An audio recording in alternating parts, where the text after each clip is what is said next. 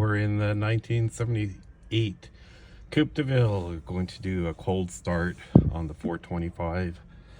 It's about, I guess, about 10 degrees outside Celsius, probably about 55 or 50 Fahrenheit. The car hasn't been started in about 2 months.